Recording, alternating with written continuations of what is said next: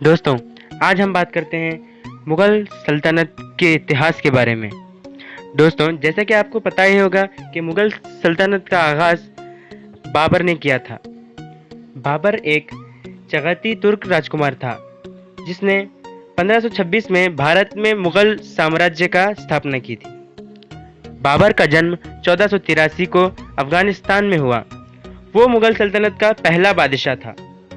پانی پت کی پہلی لڑائی 1526 میں بابر نے ابراہیم لودھی کو ہرا کر بھارت میں مغل سلطنت کی شروعات کی تھی۔ اس کے بعد بابر نے بہت سارے جنگ کیے جس میں اس نے فتح حاصل کی۔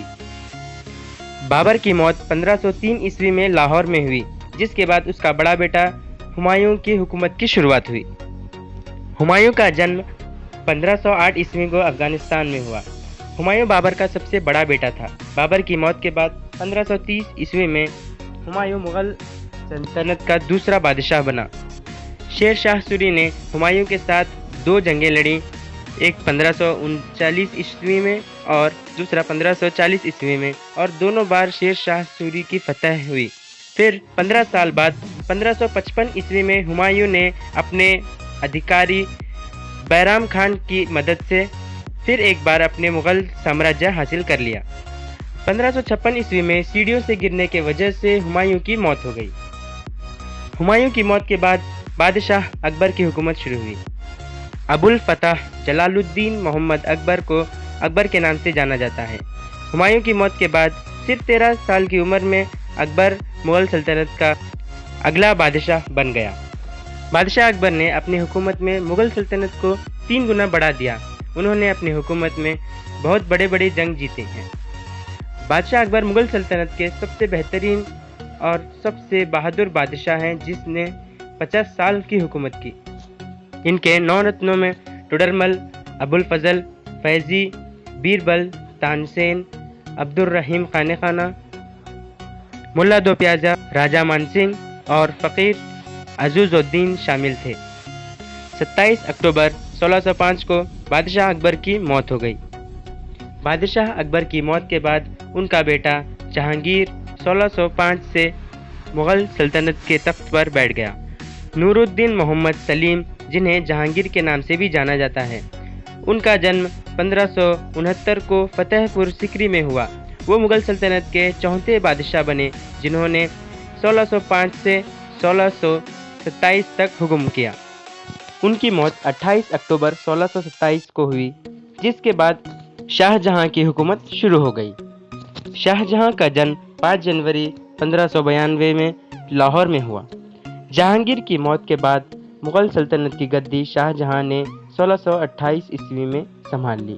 ان کی حکومت میں آگرہ کا تاج محل اور دلی کی جامع مسجد جیسے اور بھی کئی سارے یادگار اسمارک بن گئے۔ محبت کی نشانی تاج محل آگرہ میں ہے۔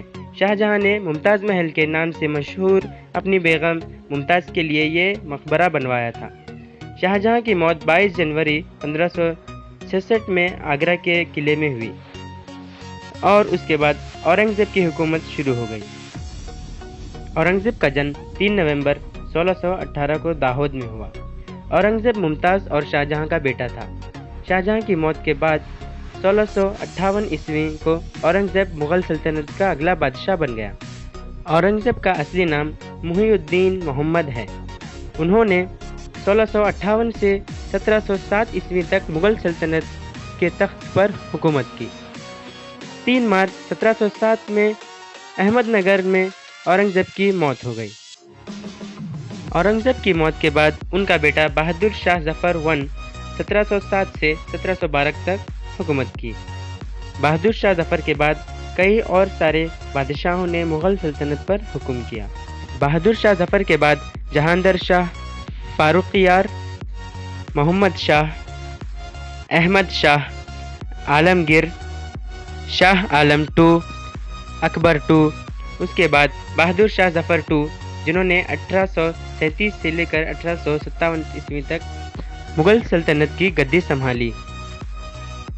بہادر شاہ ظفر II مغل سلطنت کے آخری بادشاہ تھے جنہیں 1857 میں ودروہ کی وجہ سے انگریزوں نے رنگون میانمار میں پھانسی دے دی۔ اس کے بعد انگریزوں نے بھارت پر حکومت شروع کر دی۔ دوستوں، मुगलों के समय भारत को सोने की चिड़िया कहा जाता था, जिसे अंग्रेज़ों ने लूट लिया।